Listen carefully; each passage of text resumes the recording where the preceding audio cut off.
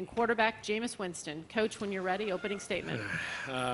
First of all, I'd like to thank Pasadena and the Rose Bowl for an incredible venue and our fans in the country around the support we've had this year. This has been a first-class trip. They have done everything under the sun to make our trip unbelievable. I mean, we don't get a chance to come out in this part of the country very much. Very blessed. And, you know, I also like to say Auburn, they're a great program, great tradition, and a great league.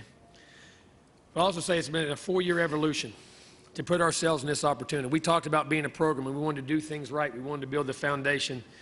And these guys have given their hearts and souls to us as coaches, and it's been unbelievable. This team, these players, what we've went through the last 3 or 4 years, losing 11 guys to the draft, 6 new coaches, but these guys believed and kept going. And I want to say a special thank you to this senior group. This is the group that when I went to recruit them as a first-time head coach who never had anything out there, and they believed in me and this staff to be able to come here and believe the dream in which we were telling them we had an opportunity to do. This group is an unbelievable group, not only because of how it plays, but how it affects everybody on the team with their attitudes, their abilities. They make everybody better. It's a group will always be remembered in my heart, I promise. And, you know, life through the good and bad, expectations, striving. We've accomplished a lot, and I'm very proud.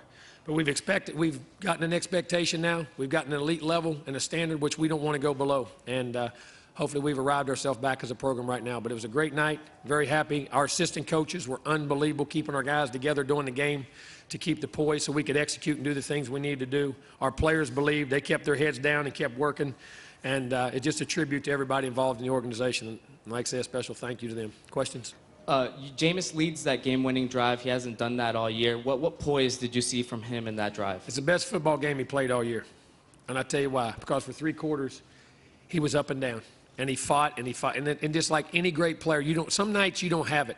When you can go back, and you like the great ones do, it's not my night, but we got a chance to win this ball game. It's in the 4th quarter. I got 1 or 2 touches left, and you can take your team down the field and lead them to victory. That's what a great player is to me. Because anybody can do it when it's their A-game night. A lot of guys can do that. Very few can do it when it's not their night. And to pull it out in the atmosphere and environment, and with what was on the line tonight, to me, if that's not a great player, I don't know what one is.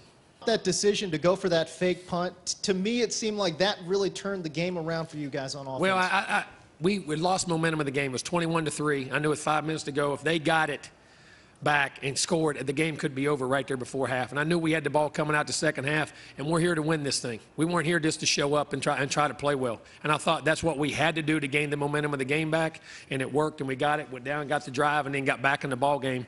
And hopefully that's what changed the momentum of the game and got our confidence back.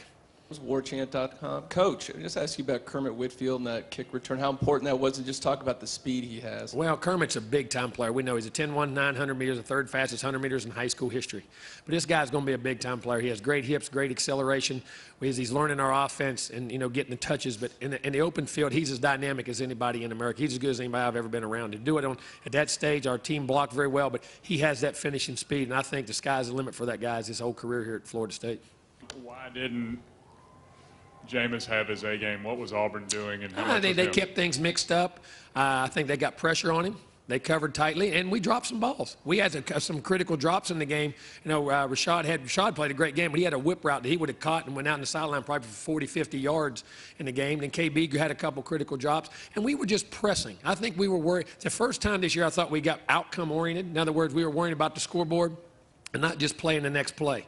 And I think, you know, that you get in these environments, you have to go through that. And that's part of learning as a young player. And then, but, you know, to be able to adjust on that day and still get back and be great, to me, that's big time. Maybe on a motivational side and on a scheme side to get that rhythm back. Well, we lost the field position battle in that game. We were pinned back inside the 20 probably 5 or 6 times in the ball game. And, you know, you got to be careful. We didn't want to give the ball game away, and we weren't making enough good plays. But, again, getting the rhythm back, again, I think the fake punt got us back and got the confidence right before half. We went to some shorter throws, getting the ball out of his hands so he didn't have to hold it. We didn't have to protect as long, get him in a rhythm. We hit a couple of the pressure, we call pressure switches, and got out there and got some field position. And then after that, we started believing at halftime. And at halftime, we went in, we didn't feel bad because we hadn't played well at all. We're down 21-10.